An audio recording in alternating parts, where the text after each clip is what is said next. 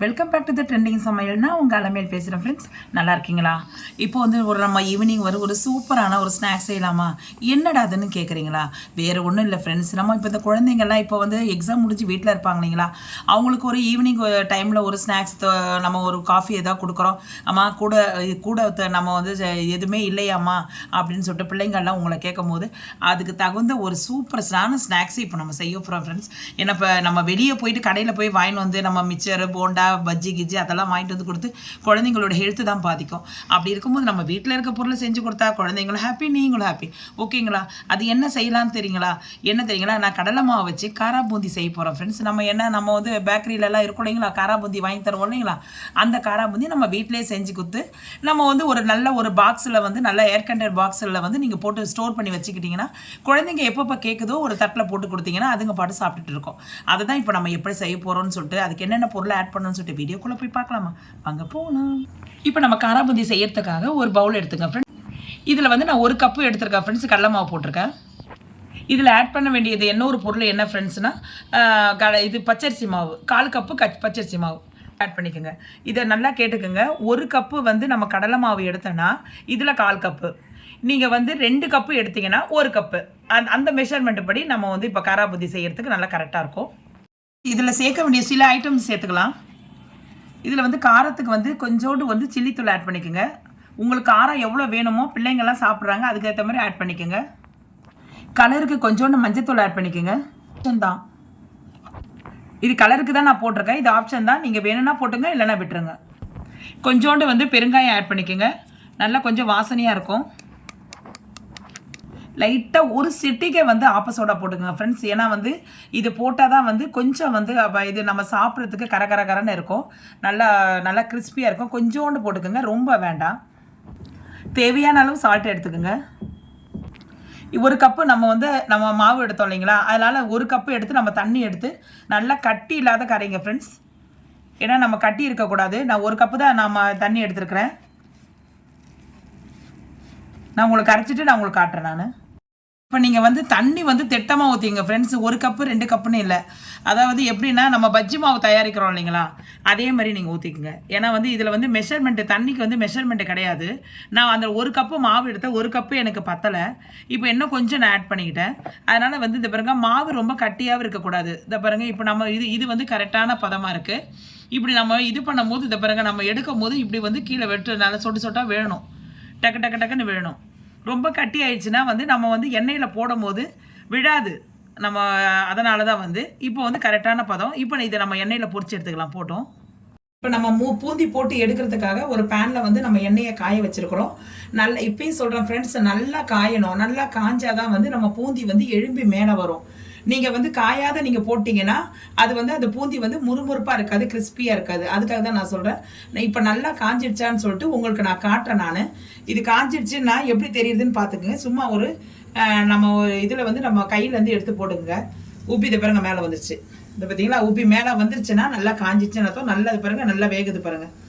இப்போ நம்ம இது வந்து கரெக்டான இது. இப்போ வந்து நம்ம என்ன பண்ணோம், இப்போ வந்து நம்ம ஸ்லோ பண்ணிக்கலாம். இப்போ நம்ம ஸ்லோ பண்ணிக்கலாம், ஸ்டவ்வை ஸ்லோ பண்ணிக்கலாம். ஏன்னா நல்லா காஞ்சிருக்கு எண்ணெய். இப்போ நம்ம ஸ்லோ பண்ணிட்டு நம்ம போட ஆரம்பிக்கலாம். இப்போ வந்து பாருங்க ஃப்ரெண்ட்ஸ், பூந்தி போடுறதுக்காக வந்து நான் வந்து ஜல்லிக்கரண்டி ஒன்று வச்சிருக்கிறேன். இதை பாருங்க, நீங்கள் வந்து இதுக்குன்னு வந்து இது நம்ம வந்து ஆன்லைனில் விற்குது. நீங்கள் ஆன்லைனில் வாங்குறதா தான் நீங்கள் பூந்தி போடுறதுக்கு தனியாக இருக்குது, அதை வாங்கிக்கோங்க. என்கிட்ட இப்போ ஜல்லிக்கரண்டி தான் இருக்குது, இதிலே நம்ம போட்டுக்கலாம். இது வந்து நான் எப்படி போடணும்னா, 1 கரண்டி மாவு எடுத்துங்க. மாவு எடுத்து இதை பாருங்க, இதில் ஊற்றிடுங்க.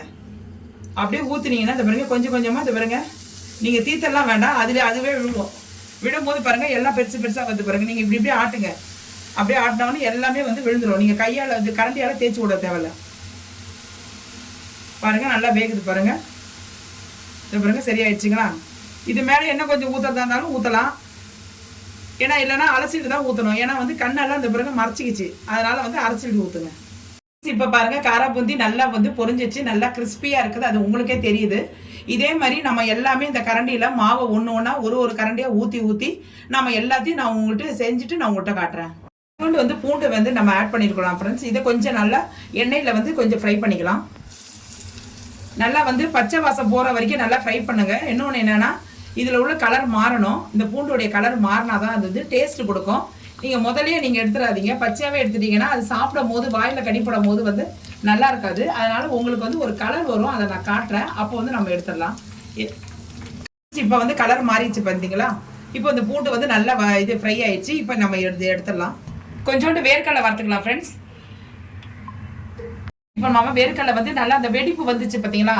இதுதான் நல்லா ஃப்ரை ஆயிடுச்சுன்னு அர்த்தம். அதை பாருங்க, இந்த சைடு பாருங்க, நல்லா வெடிப்பெல்லாம் வந்துச்சு பாருங்க.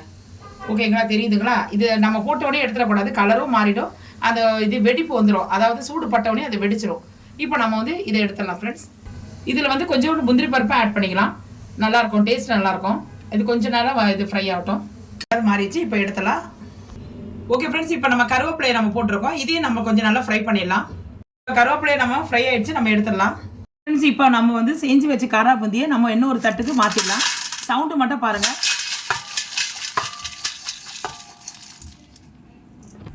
ஓகே ஃப்ரெண்ட்ஸ், இப்போ இது வந்து நம்ம ஒரு தட்டில் பிளேட்டில் மாற்றிக்கிட்டோம். இதில் வந்து காரத்துக்காக கொஞ்சோண்டு ஒரு 1/2 டீஸ்பூன் வந்து உங்களுக்கு காரத்துக்கு தகுந்த மாதிரி குழந்தைங்க சாப்பிட்றதா இருந்தால் கொஞ்சம் கம்மி பண்ணிங்க.